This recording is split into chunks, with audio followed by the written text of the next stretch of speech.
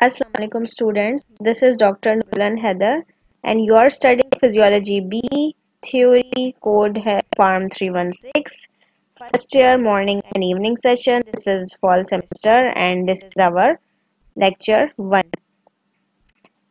Today we shall be talking about the learning objective of the Physiology B theory और इसके learning outcome क्या हैं.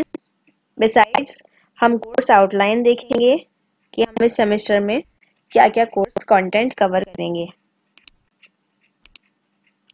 The learning objective of this physiology course are ये जो course है ये एक फाउंडेशन और एक बेसिस प्रोवाइड करता है आपके नेक्स्ट ईयर के जो कोर्सेज हैं उनके लिए एक फाउंडेशन बनाता है. जैसे कि आप नेक्स्ट सेमेस्टर में फार्माकोलॉजी पढ़ेंगे और थर्ड ईयर में आप पैथोलॉजी पढ़ेंगे. So you have to have good grasp in physiology अगर आपको अंडरस्टैंड करनी है फार्माकोलॉजी एंड पैथोलॉजी. नेक्स्ट ये है कि ये एक स्ट्रॉन्ग फाउंडेशन और बेसिस प्रोवाइड करता है कोऑर्डिनेटेड बॉडीली फंक्शंस. हम इसमें कोऑर्डिनेटेड बॉडीली फंक्शंस पढ़ेंगे. They are for example circulatory system है, respiratory system, digestive system, excretory system, जैसे कि मैं हमने रीनल सिस्टम आगे आप देखेंगे, we will be studying that, और defence mechanism. Besides, this course of physiology also provide the foundation or basis of principles. आप जो भी physiological principle पढ़ेंगे, you will be able to understand them और इसकी application कर सकते हैं daily life में, real life situation में. तो जब आप ये पढ़ेंगे तो you will be understanding that आप physiology को अपनी daily life में किस तरह से apply कर सकते हैं. The course outline of physiology B is comprised of around 40 to 44 lectures होंगे इसमें. Each lecture shall be around 20 to 30 minutes. और इसमें हमारे पास 7 major divisions हैं, 7 major topics हैं और इसके further subdivisions होंगे. Human circulatory system physiology 8 lectures में cover कर लेंगे. Physiology of respiratory system 6 lecture. Renal regulation and the kidney and regulation of water 6 lecture में कर लेंगे. Physiology of digestion and absorption of food 7 lecture. Regulation of metabolism, growth and energy balance that shall be covered in 6 lecture. Reproductive system क्या होता है physiology इसकी male and female में बहुत brief overview दूंगी in 3 lecture. डिफेंस मैकेनिज्म क्या होता है, इसकी फिजियोलॉजी क्या है, मतलब कि इम्यून सिस्टम को हम डिफेंस मैकेनिज्म कहते हैं, ये हम 6 लेक्चर में करेंगे.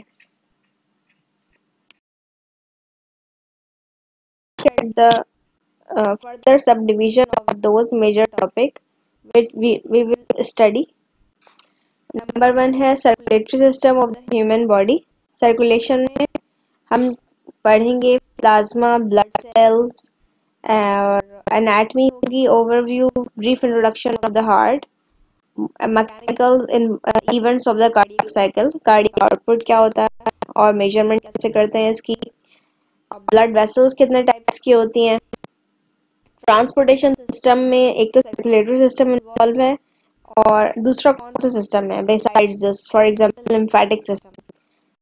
अच्छा, जब हम हार्ट की बात कर रहे हैं तो baroreceptor reflex, blood pressure regulation, इसके अलावा cardiovascular reflexes and responses, haemorrhage, hypertension, इस some topics related with the pathology of the CVS या फिर cardiovascular system shall also be included.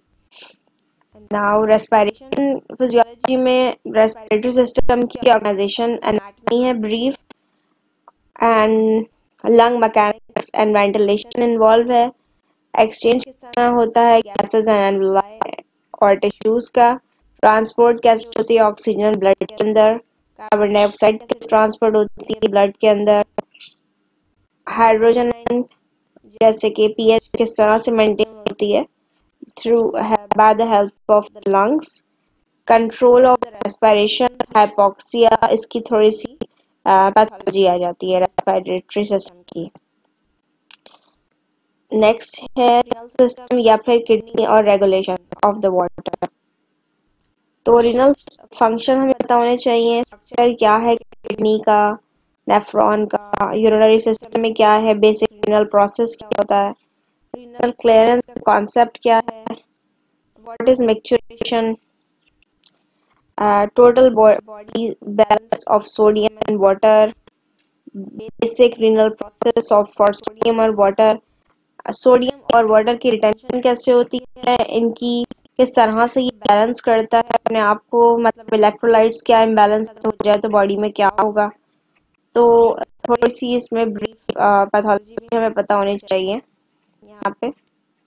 तो इसकी पैथोलॉजी में क्लासिफिकेशन ऑफ एसिडोसिस और क्लोरोसिस क्या होता है, ड्रग्स डाययूरेटिक का क्या रोल है, किडनी के फंक्शन, डाइजेशन या जीआईटी जिसे हम कहते हैं गैस्ट्रोइंटेस्टाइनल ट्रैक्ट, इसकी फिजियोलॉजी और फूड किस तरह से एब्जॉर्ब होता है, अगर आपने फूड ले लिया है तो पोस्ट एब्जॉर्प्टिव फेज क्या होगा, लेने के बाद क्या होगा खाना, कितनी और खाना लेने से पहले क्या कंडीशन होती है।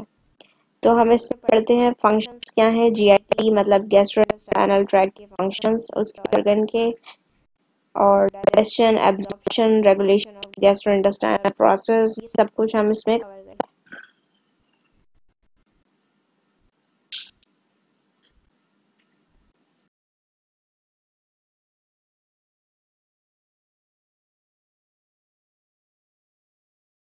जो है आप लोग रेफर कर सकते हैं principle of anatomy and physiology Tortora, और इसमें से ही मैं आपको पढ़ाऊंगी। इसका 12th एडिशन है, ये इसका पीडीएफ फॉर्म आप मुझसे ले लीजिएगा। So this was all about the course syllabus.